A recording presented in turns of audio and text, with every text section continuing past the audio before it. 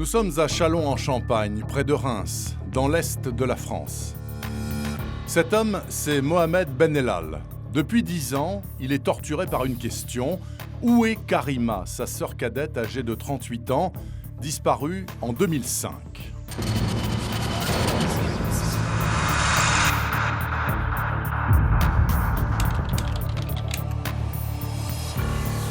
Ma sœur, c'est pas dans ses habitudes de disparaître comme ça. Là, ça fait 10 ans. Vous vous rendez compte ? 10 ans. Mon père, il est parti et à son dernier souffle, qu'est-ce qu'elle est devenue ma fille ? J'imaginais le pire. Il s'est passé un drame. Depuis une décennie, le grand frère de la disparue a tout tenté pour avoir une explication sur cette absence incompréhensible. Là, on est au commissariat de Châlons-en-Champagne. Voilà, c'est là que je venais régulièrement pour signaler la disparition de ma sœur Karima. À l'époque, alors que le grand frère se ronge les sangs, la police ne donne pas suite, car Karima est majeure, elle est donc libre d'aller où bon lui semble, selon la loi. Ils m'ont pas pris en sérieux. Sur le coup, j'étais vraiment en colère. Je suis venu plusieurs fois. Je venais pratiquement 1 fois par mois, 2 fois. Et c'était toujours le même discours.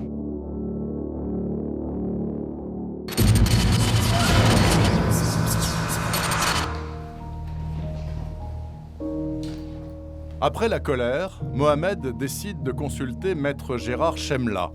C'est un avocat pénaliste spécialisé dans les disparitions criminelles. Moi, dans cette affaire, je vais rencontrer en fait au départ Mohamed Benelal et sa femme qui viennent me voir au milieu de l'année 2009 pour essayer de comprendre ce qu'ils peuvent faire pour que le dossier avance. Mohamed Benelal se présente comme un garçon extrêmement sensible, très doux. Et lorsqu'il arrive chez moi, il est totalement désorienté.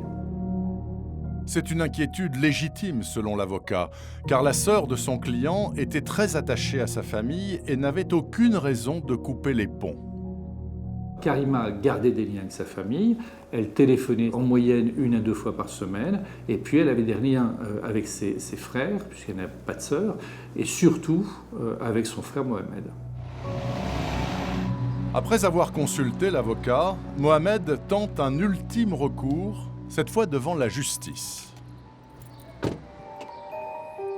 Étant donné qu'on n'a pas de nouvelles de ma sœur Karima, on a décidé de faire un courrier au procureur de la République.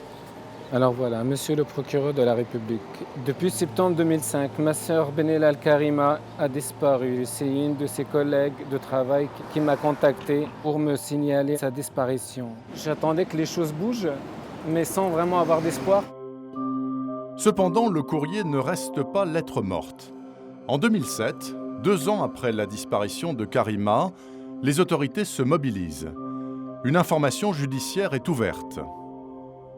Pour tenter de comprendre, les policiers se penchent alors sur la vie de Karima. Et tout de suite, les enquêteurs se rendent compte de la difficulté. Dans cette histoire, ils vont découvrir 2 familles, 2 clans radicalement opposés et devenus ennemis. Et au milieu, il y a un homme avec 2 amours dans sa vie.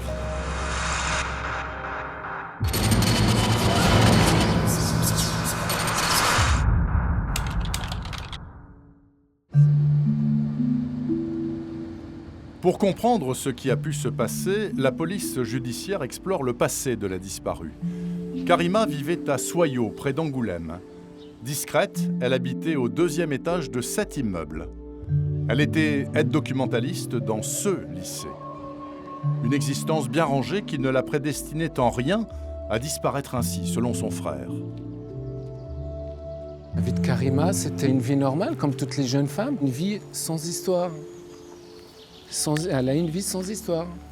Elle n'a jamais consommé de l'alcool, elle n'a jamais fumé de sa vie. Elle n'avait aucun problème à risque, aucun.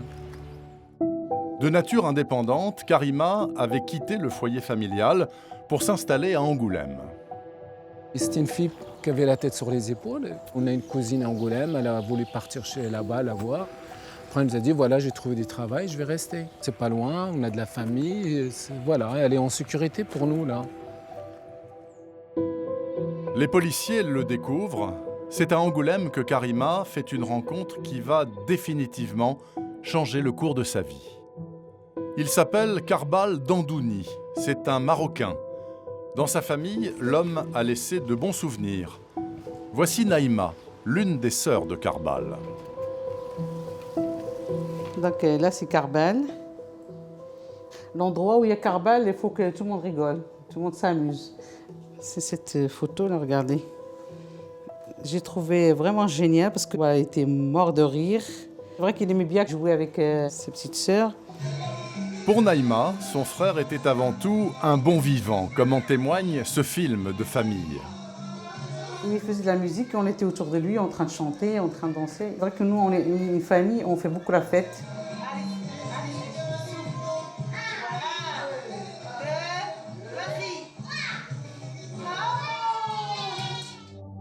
L'homme paraît jovial.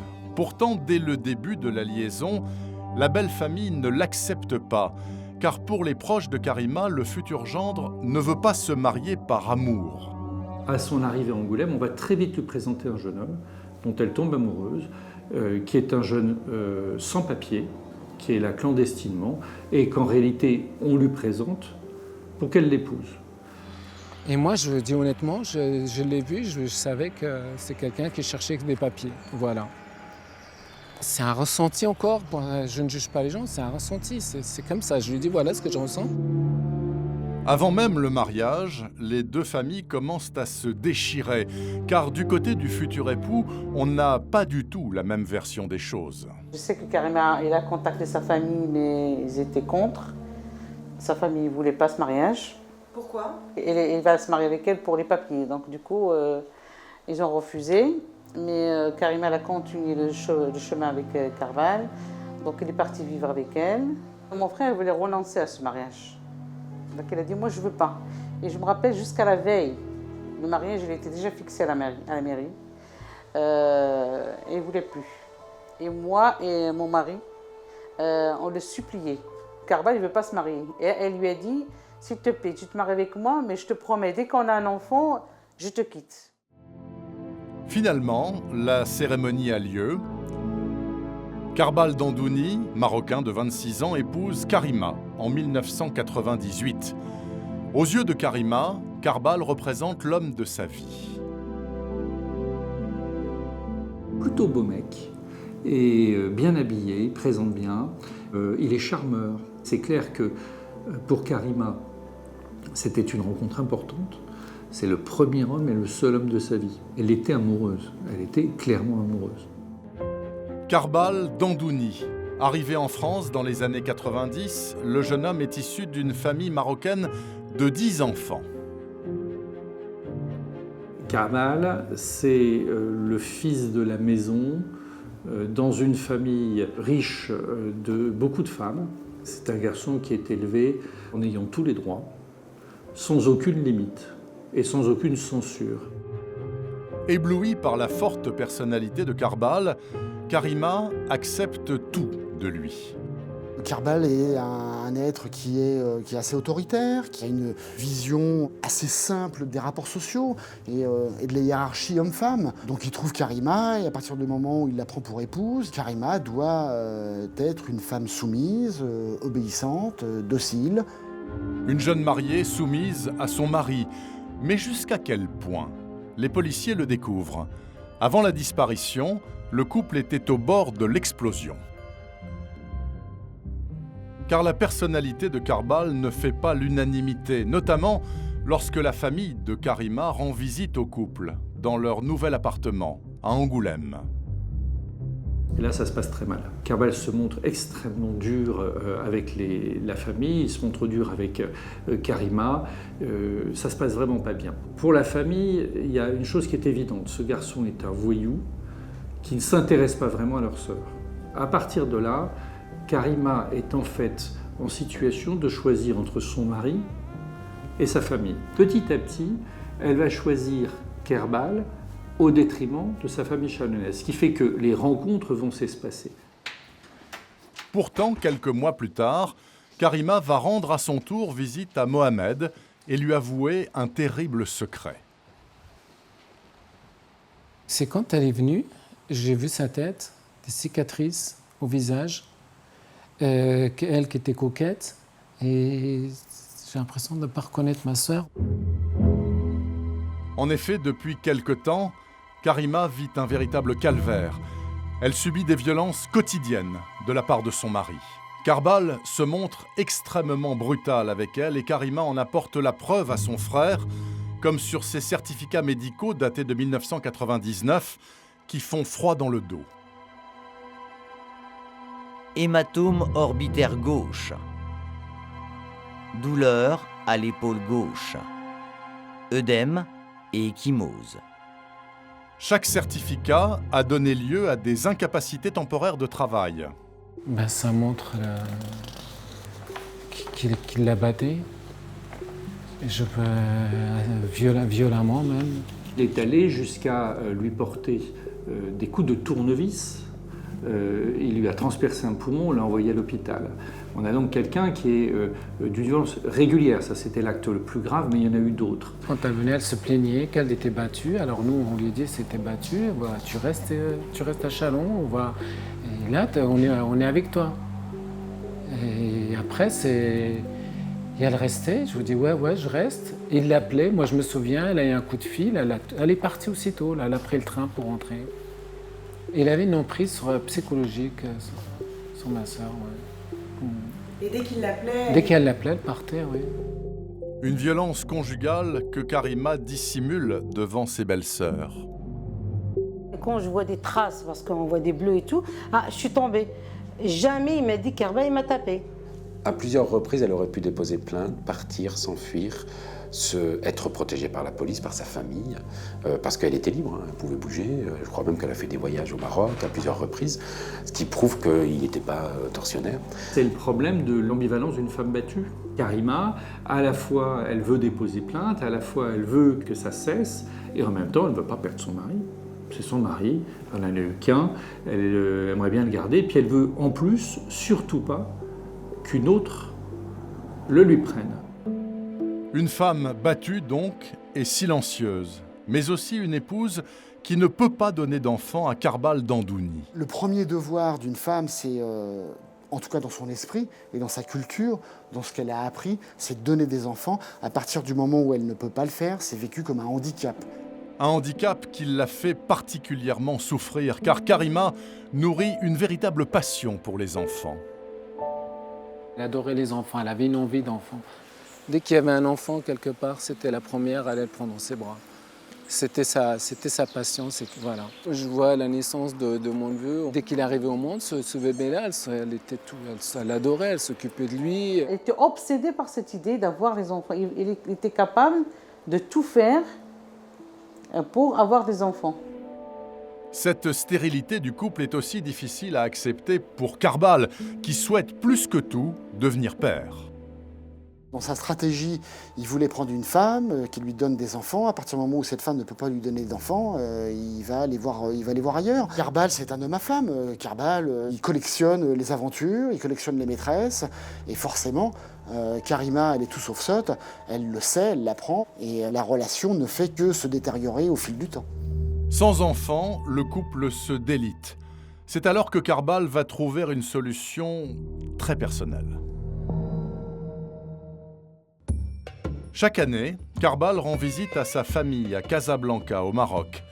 C'est là, en 2002, qu'il rencontre une jeune femme, une amie de la famille. Entre eux, c'est la passion. Il la croise dans la rue avec des amis, etc. Et il la drague, mais d'une manière plutôt jolie, quoi. Comme beaucoup de blédards, comme on dit, il voulait une fille de là-bas, quoi. La jeune femme qui émoustille tant l'homme marié, c'est elle. Elle s'appelle Rabia, c'est une jolie femme brune. Aujourd'hui, elle n'a rien oublié de cette rencontre. C'est la première fois qu'elle accepte de s'exprimer devant une caméra.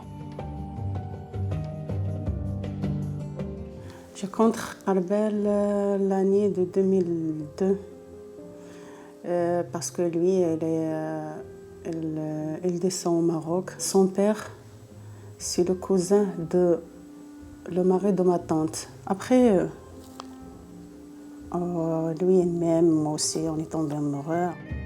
Un an plus tard, Karbal se marie religieusement avec elle. Il l'épouse devant un imam, Rabia, qui a 2 enfants, 2 fils. Les enfants restent au Maroc. Il revient à Angoulême et il informe Karima qu'il a pris une seconde épouse et qu'il lui a donné des enfants. Rabia, de son côté, sait très vite que son mari a une autre femme en France. Tout le monde ici dans le Karbal, il est déjà marié. Il est marié, sa femme elle s'appelle Karima. Tout le monde ici, mes parents ici, mes sœurs ici. Tout le monde ici à Karbal, il est ici, il est marié en France. Karbal, bigame, ce n'est pas du tout un souci selon ses sœurs, c'est plutôt une fierté. Mais les hommes, ils aiment bien être aimés par plusieurs femmes. Donc il était aimé par les 2 femmes. Donc ça ne le dérangeait pas vraiment, non. Depuis la France, Karima, elle, vit ce second mariage comme une véritable humiliation. Le fait qu'il prenne une seconde épouse et que cette seconde épouse lui donne les enfants que Karima ne lui a jamais donnés, et pour cause, c'est évidemment un séisme pour cette jeune femme. Elle prend dans la figure ce qu'elle ne peut pas donner à Karbal, des enfants. Donc c'est un drame absolu, cette histoire de Rabia. Rabia et Karima, 2 jeunes femmes que tout oppose. D'un côté, Karima, indépendante et travailleuse. De l'autre, Rabia, plus traditionnelle, originaire de la campagne marocaine. Toutes les 2 amoureuses de Karbal. Mais malgré ce trio, Karima n'aurait quitté Karbal pour rien au monde. Elle ne voulait pas quitter, elle ne voulait pas divorcer. Elle l'a dit, je ne divorcerai pas. Moi, elle me l'a dit, qu'elle ne divorcerait pas. Voilà, point barre. À Angoulême, quelques années après leur mariage, Karima et Karbal vivent pourtant séparément. Mais Karima a toujours une envie d'enfant. Alors en 2005, son mari lui fait une incroyable proposition, élever l'un de ses fils. Dandouni propose à Karima d'aller au Maroc, récupérer son fils de 3 mois, de le ramener en France et de le confier à Karima afin qu'elle l'élève. Et vu ce que j'ai compris, c'est qu'il lui a dit, voilà, tu viens, on va te laisser cet enfant-là, comme ça, elle va le chercher en fait, c'est pour aller le chercher. Elle lui a acheté des cadeaux.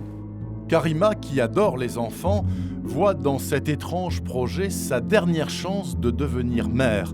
Un bébé cadeau en fait. Ça ne plaît pas du tout à Rabia. Ma belle-mère, elle m'a dit oui, fais attention parce que Karima, il veut le prendre mon fils. Mais moi, je refuse, non. Je ne veux pas donner. Jamais, moi, je donne mon fils à quelqu'un. C'est qui Karima pour moi? C'est pas ma sœur, c'est pas ma tante. Pourquoi je donne mon fils? Avant d'aller au Maghreb, Karima savait-elle qu'elle n'aurait aucune chance de récupérer le fils de Karbal? Une chose est certaine, c'est que Karima et Dandouni partent au Maroc le 14 juillet 2005. Elle est partie volontairement, contente de partir parce qu'elle allait enfin avoir cet enfant.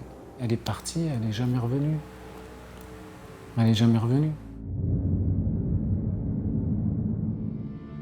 Alors que s'est-il passé à l'été 2005 pendant ce voyage au Maroc?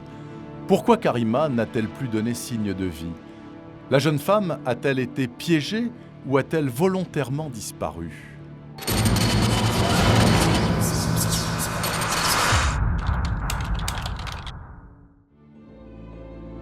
Tout commence le 14 juillet 2005. Persuadée d'aller chercher l'enfant de Karbal, Karima part avec lui en voiture pour son pays natal. Passage par Algésiras, la ville espagnole, puis traversée de la Méditerranée en ferry. Direction Tanger. Le couple se serait alors séparé, Karima devant aller voir sa famille à l'est du pays. Un mois plus tard, les 2 époux se retrouvent au port de Tanger pour le retour, accompagnés de 2 sœurs de Karbal et de leur mari. On ne reverra jamais Karima. Selon Karbal, il se serait disputé avec Karima dans la voiture sur le chemin du retour. Il l'aurait alors déposée à la gare de Bordeaux et n'aurait plus jamais eu de nouvelles de sa femme. Mon sentiment, c'est qu'il s'est débarrassé de Karima entre Tanger et Casablanca. Moi, à mon avis, tout a été calculé pour se débarrasser de Karima, étant donné qu'elle voulait, ma sœur, elle ne voulait pas divorcer. Karima a disparu et n'est jamais réapparue nulle part. Son compte en banque n'a jamais fonctionné, elle n'a jamais donné de signe de vie, son téléphone portable n'a pas été utilisé. Elle a disparu corps et biens de la surface de la Terre. Le 4 juin 2009, le mari soupçonné par sa belle-famille est mis en examen pour homicide volontaire. Les enquêteurs tentent alors d'en savoir plus et là, surprise, Carbal est bien connu des services de police.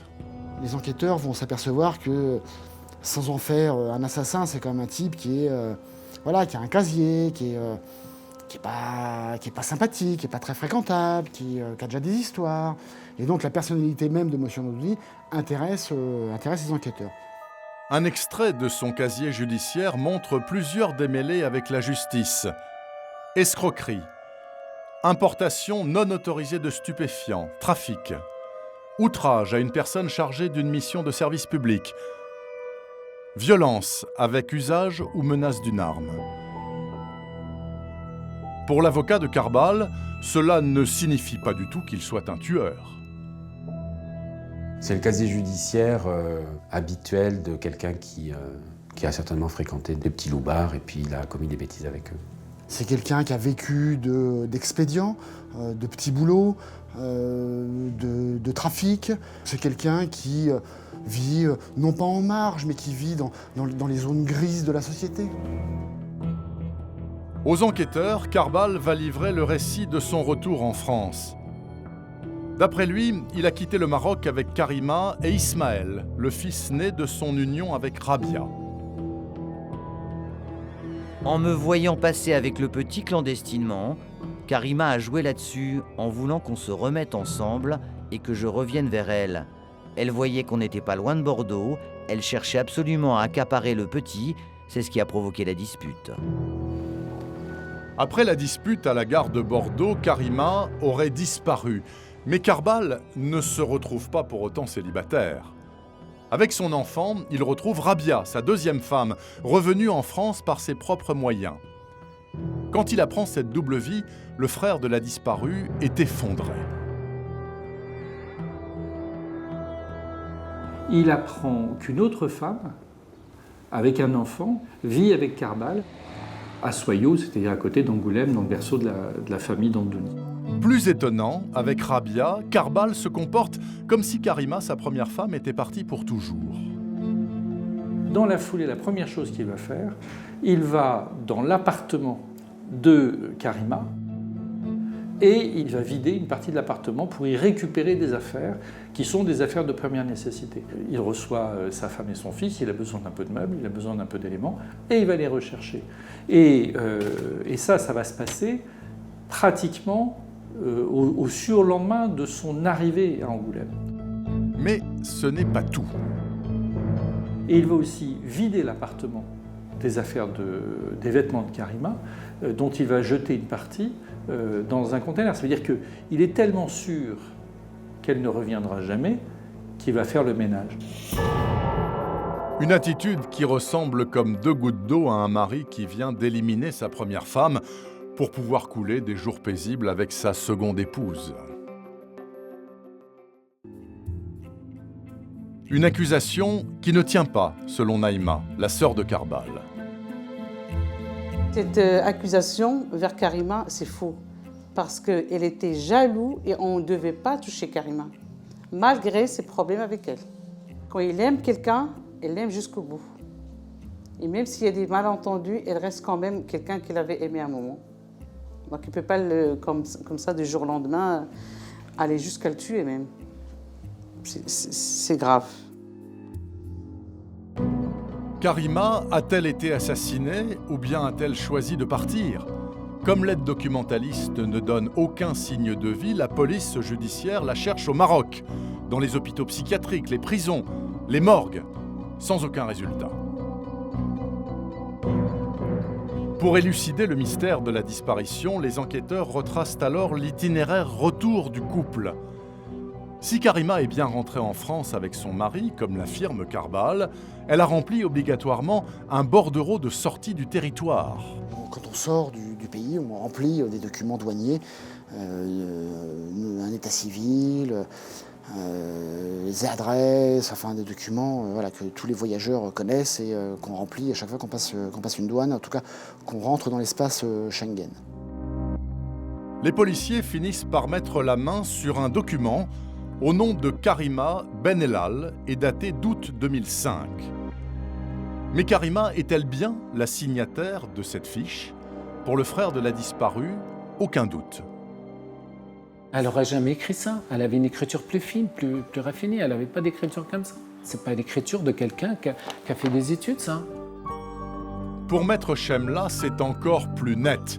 Il s'agit tout simplement d'un faux. Vous avez sur ce document le numéro de passeport de Karima ou son numéro de carte d'identité. Et puis, vous avez là des choses. Pays de résidence habituelle, France. F-R-A-N-C-C-D et sans E. Profession, secrétaire. Est-ce que vous imaginez une secrétaire commettre des fautes de cette nature? C'est évident que ce n'est pas Karima. On n'a d'ailleurs aucun mot qui soit de son écriture à elle. Si cette fiche manuscrite n'est pas de la main de Karima, alors qui a bien pu se faire passer pour elle en se servant de son passeport? Et on demande à une graphologue de déterminer qui a rempli la fiche de douane de Karima. Et l'expertise graphologique, à ce moment-là, détermine que le bordereau de Karima a été rempli par deux mains différentes. La main de M. Dandouni et la main de Rabia. Rabia, la seconde épouse de Karbal, la mère de l'enfant que Karima devait adopter, entre guillemets. Cette Rabia aurait-elle effectué le trajet retour en France à la place de Karima en signant de sa main le bordereau de sortie du territoire? Les policiers en sont convaincus. Mais l'enquête va connaître une catastrophe. Lorsqu'il y a une expertise graphologique, il y a le document qu'on veut expertiser et on prend des documents qui sont remplis par les personnes, on va vérifier l'écriture. Rabia écrit quelque chose à la demande du juge. Il y a un numéro de scellé qui est marqué. C'est là que le policier en charge des scellés commet une erreur. Il pose un mauvais numéro sur le document attribué à Rabia. Résultat, les expertises sont annulées. Le graphologue affirme que la seconde écriture n'est pas celle de Rabia, l'autre épouse de Karbal. Mais alors, si Rabia n'est pas l'auteur de ce document, à qui appartient cette seconde écriture? Il y a eu inversion de scellé. L'experte en graphologie ne peut rien conclure. Elle ne peut plus dire si la fiche a été écrite d'une main ou de deux mains. Elle n'est incapable de dire si c'est Rabia qui l'a remplie, si c'est Karima qui l'a remplie. Pour l'accusation, l'unique preuve matérielle du dossier s'effondre. Restent cependant certains témoignages cruciaux sur le chemin du retour du Maroc vers la France. Il y a une sœur qui explique que sur une aire de repos, après le passage des frontières, elle va voir Karbal jeter dans une poubelle un passeport rouge. Un passeport rouge, c'est-à-dire un passeport européen qui ne ressemble pas au passeport marocain qui est de couleur verte. Rabia, la marocaine, aurait-elle usurpé l'identité de Karima, la française, pour passer la frontière avec son fils? Je ne vais pas vous dire si c'était le passeport de Karima parce que je ne l'ai pas vu. Maintenant, est-ce que 2 plus 2 font 4 ou non? Pour les enquêteurs, en tout cas, un scénario commence alors à se dessiner. On a fomenté ce piège mortel qui consistait à amener Karima sur le territoire marocain, à la faire disparaître, l'exécuter, faire disparaître son corps et donner à Rabia sa place, son passeport et se présenter à la douane avec le passeport de Karima et se faire passer pour Karima. Tel aurait été le plan échafaudé par Karbal pour parvenir à ses fins. Lors des auditions des proches de la famille Dandouni, plusieurs éléments confortent les enquêteurs dans cette hypothèse. Naïma, la sœur de Karbal, dresse le portrait d'un homme impulsif qui passe à l'acte rapidement. D'une manière générale, c'est un violent avec lequel on ne peut pas discuter. Il s'emporte rapidement. On évite de rester en sa présence plus de 10 minutes, car à la moindre vexation, il s'énerve, et il faut qu'il ait raison. Je sais par contre qu'il a déjà frappé mes sœurs Mbarka et Fouzia. Quant à Fouzia, l'aînée de la famille, présente lors de l'embarquement à Tanger, elle livre un témoignage clé. Elle affirme que Rabia était bien là et non pas Karima. Confirmez-vous la présence de Rabia au sein du véhicule de Karbal à l'occasion du voyage retour pour la France, le 24 août 2005. Dans la voiture où se trouvait mon mari, il y avait bien Karbal et Rabia, avec leur enfant Ismaël. Quand Naïma, l'autre sœur de Karbal, est auditionnée par les enquêteurs, elle charge également son frère. Dès que je rentre dans le bureau de la police, il me dit « Écoutez, ça c'est avant de commencer à écrire. Vous savez pourquoi vous êtes là ? Non, je ne sais pas pourquoi je suis là. Vous êtes là parce que votre frère a tué sa femme, Karima. Il l'a enterrée au Maroc. Karbal, pour la police, Karbal c'était un assassin. Et c'est devenu pour nous aussi. On a offensé Karbal, oui, oui. Après plusieurs versions, Rabia, la seconde épouse, confirme aussi qu'elle était bien là, dans la voiture de son mari, pour rentrer en France.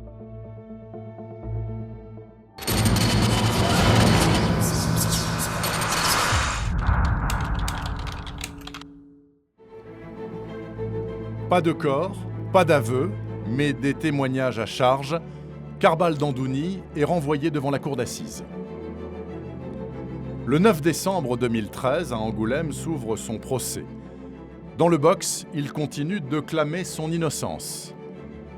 Ce qui n'étonne en rien les parties civiles.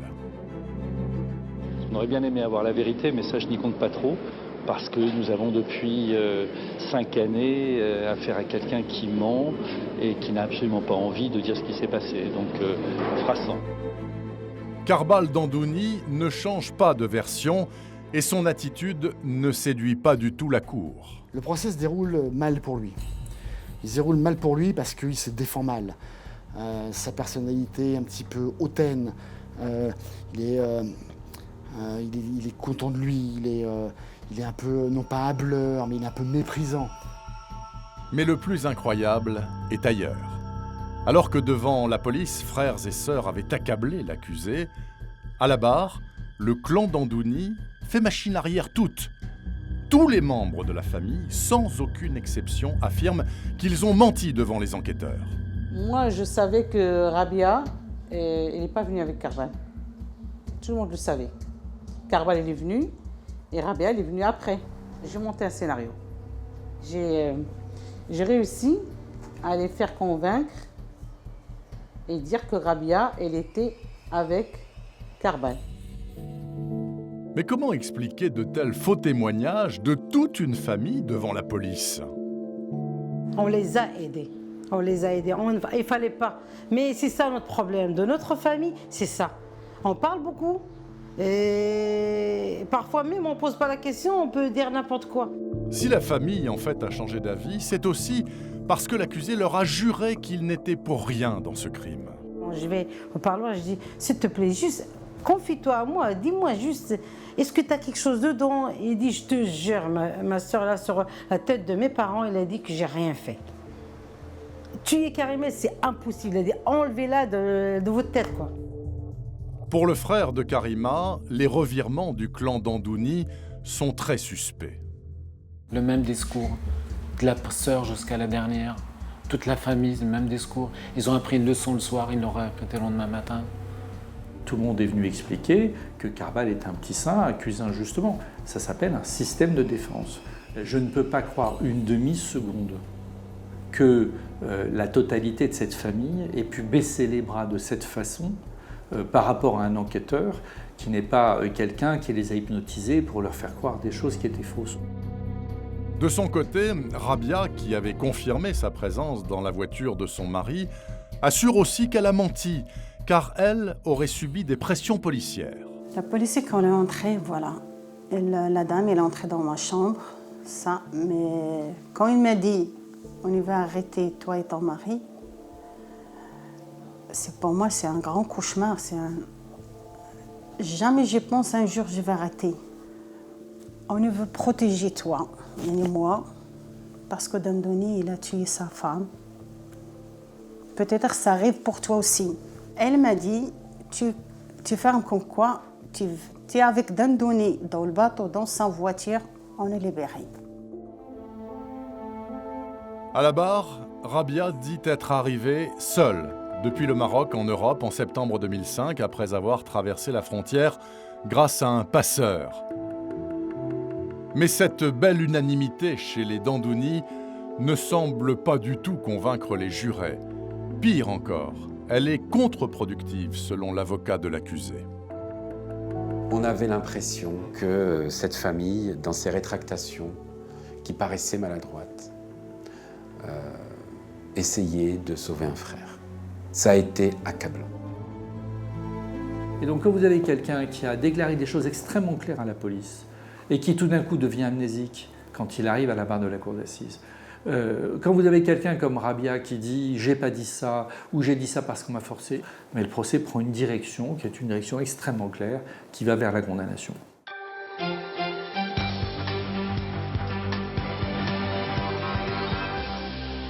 Karbal Dandouni, condamné à 25 ans de réclusion criminelle par la cour d'assises de la Charente, a décidé de faire appel. Je vous rappelle que les jurés l'ont condamné pour l'assassinat de son ex-femme Karima, dont le corps n'a jamais été retrouvé. À l'annonce du verdict, Karbal insulte les parties civiles. À ce moment-là, les masques tombent. Et vous avez un Karbal d'une agressivité extraordinaire, avec un masque sur le visage, qui insulte la famille Benelal. Il nous a regardés en disant qu'Allah, je vais le dire en arabe en premier, Allah yaharg bakourtek. Ça veut dire la traduction que Dieu brûle ton père et ta sœur en enfer. Quand on dit ça, ça concerne aux gens qui sont morts en fait. Pour Mohamed, qui à l'époque vient de perdre son père, cette insulte réservée aux personnes décédées est une forme d'aveu. Karima, elle est morte, Karima. Voilà. Il a tué Karima.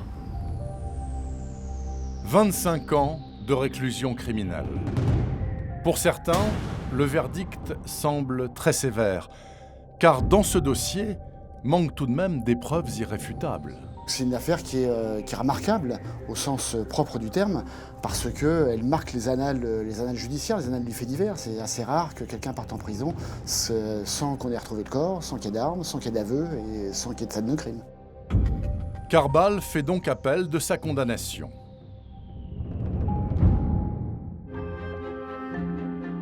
À Angoulême,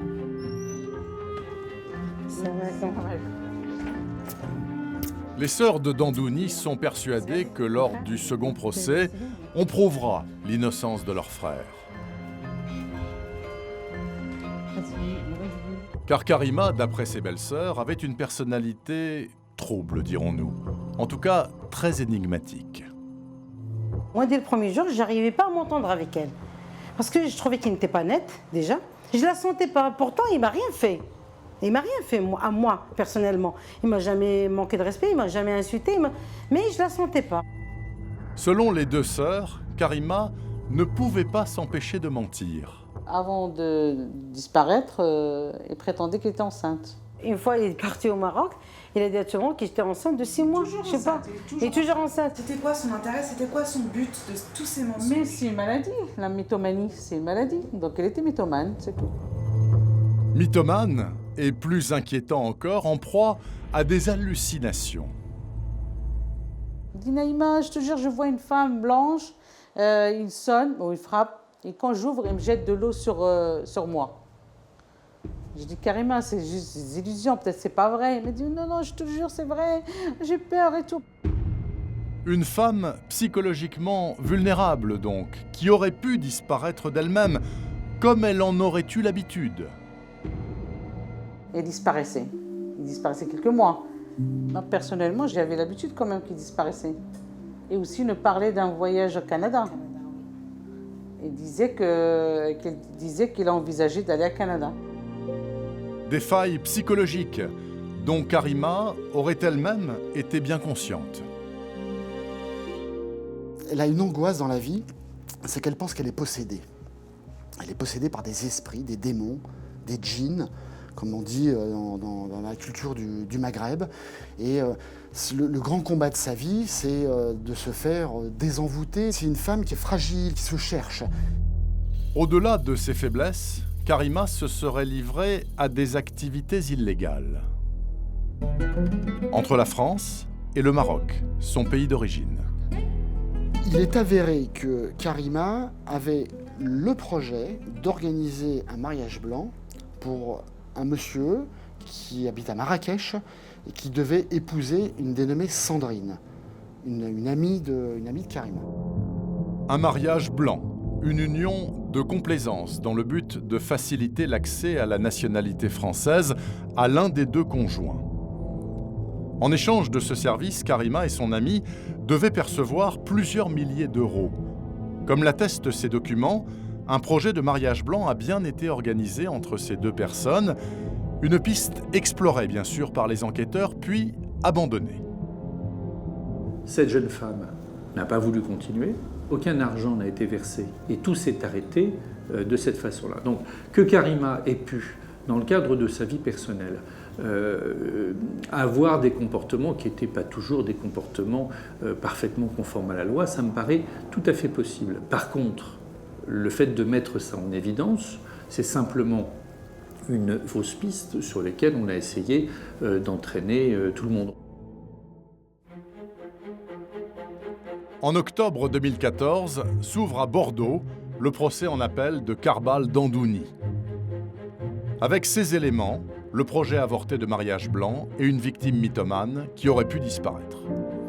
But de l'opération pour la défense, faire vaciller l'intime conviction des jurés. En appel, en procès d'appel, il va jouer sur les incohérences du dossier, notamment sur le fait qu'il manque des pièces, sur le fait que les sœurs de M. Dandouni ont menti. Il va essayer de jouer sur le fait que les petits mensonges de son client en première instance ne sont que des petits mensonges. Son client devrait bénéficier du doute, comme on dit, le doute bénéficie à l'accusé. C'est aussi bien sûr l'avis des sœurs Dandouni qui abordent le procès en appel avec confiance. On attendait qu'il soit innocent. Oui. On était sûr même. Oui, on était sûr de nous. Hein. On était sûr oui. sûr qu'il va sortir. Même lui, il était sûr. Et il a dit au surveillant, il a dit, ben ça y est, je vais sortir. Il était sûr de lui. Parce qu'il a dit, j'ai rien fait. Il n'y a pas de preuve, il n'y a rien. Cette fois-ci, la presse, et notamment la Charente Libre, s'interroge sur les faiblesses de l'accusation et repose la question: et si Karima, finalement, n'avait pas été assassinée par son mari? Je crois qu'il y a 40 000 disparitions en France par an. C'est énorme. Et peu de disparitions suspectes. Donc voilà, je suis parti aussi des statistiques. Des statistiques disant que les cas de disparition étaient quand même assez fréquents dans notre pays. Et pas que dans notre pays. Et que quand il n'y a pas de corps, on doit construire une accusation sur d'autres choses. Ce n'est pas du tout l'avis de Maître Chemla, pour qui cette stratégie de la défense est bancale, malgré l'absence de cadavres. Il y a des gens qui disparaissent dans des conditions qui sont des conditions criminelles.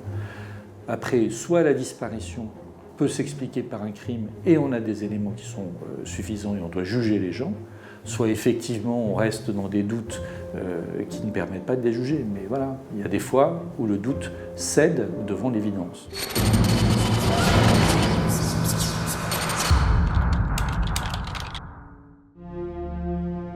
Cette absence de corps devrait-elle profiter à Karbal lors du procès en appel? Le 10 octobre 2014, après 4 jours d'audience, le verdict tombe. 25 ans de réclusion criminelle. L'avocat général Pierre Nalbert, fait un réquisitoire implacable, reprend un par un tous les éléments qui avaient permis de condamner M. Dandouni en première instance, et le verdict tombe en appel. M. Dandouni est de nouveau condamné à 25 années de réclusion criminelle. Karbal Dandouni est reconnu coupable d'avoir orchestré un tour de passe-passe meurtrier entre ses deux épouses. Ces mensonges ne peuvent pas avoir d'autre explication que ce qu'ils cachent derrière. Et ce qui cache derrière, c'est qu'il s'est débarrassé de sa femme, c'est tout. Le plus important, c'était de récupérer Rabia en France et de faire revenir son fils. Et de substituer une femme à l'autre. Si Maître Chemla reste convaincu de la culpabilité de Dandouni, on ne sait toujours pas ce qui est arrivé à Karima. C'est un mystère qui suscite encore de très nombreuses interrogations. Et l'accusation n'a jamais pu amener la preuve formelle, définitive, irréfutable de sa culpabilité. Donc à tout le moins, le doute aurait dû bénéficier davantage à M. Dandouni qu'il ne l'a fait en réalité. Pour autant, le jury populaire en a décidé autrement. Le jury est souverain et donc les pièces, en tout cas le réquisitoire de l'avocat général a été jugé suffisamment convaincant pour que M. Dandouni retourne purger 25 années de réclusion criminelle. Aujourd'hui, Rabia vit seule. Seule, à Angoulême avec les enfants qu'elle a eus avec Karbal. Certains conçus alors qu'il était en détention. Et elle n'accepte toujours pas l'incarcération de son époux. J'espère un jour elle va libérer. J'espère qu'elle a trouvé la vérité. Il est où? Est-ce qu'il est disparu? Est-ce qu'il est, c'est vrai, il est mort? Mais il est mort, il est où? Il est où le cadavre? Nous aussi, on cherche la vérité. Nous aussi, on veut savoir. Est-ce que Karima, il est disparu ou bien il a tué? C'est ça qu'on cherche, nous aussi.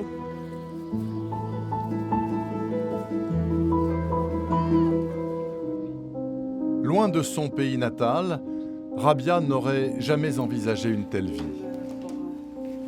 J'ai perdu tout. Tout. En plus, ici, j'ai pas de famille, je connais personne sauf lui. C'est 25 ans, c'est comme un cauchemar. Je veux pas, même jusqu'à maintenant, je n'accepte pas. À l'école, dans la rue, partout. C'est la dame, son mari qui l'a condamné pour assassiner sa femme. Rabia n'a jamais été mise en cause par la justice. Et pourtant, selon Mohamed, elle sait forcément quelque chose sur ce qui est arrivé à Karima. Je ne sais pas quel rôle elle a, mais elle a un rôle en tout cas. Elle a un rôle là-dedans. Pour moi, c'est évident, elle ne parlera jamais aussi. Je sais pertinemment, ils ne vont jamais parler, mais elle a un rôle là-dedans. Et toujours et encore cette question, qu'est-il advenu de Karima ? Mohamed, qui le premier avait alerté les autorités judiciaires, ne parvient pas à faire le deuil de sa sœur. Même si elle est condamnée 25 ans, et on ne sait pas. Moi, je préfère savoir ce qu'elle a fait de notre sœur. On ne sait pas ce qu'elle est devenue, Karima. Ma sœur, on ne sait pas ce qu'elle est devenue. Alors, je ne peux pas savoir. Je ne peux pas dire que je suis on n'est pas satisfait à 100%. Rabia, elle a pris la place de Karima dans le bateau, dans la vie. Elle a pris sa place. Elle y a pris sa vie, en fait. Hein. Ils y ont pris sa vie.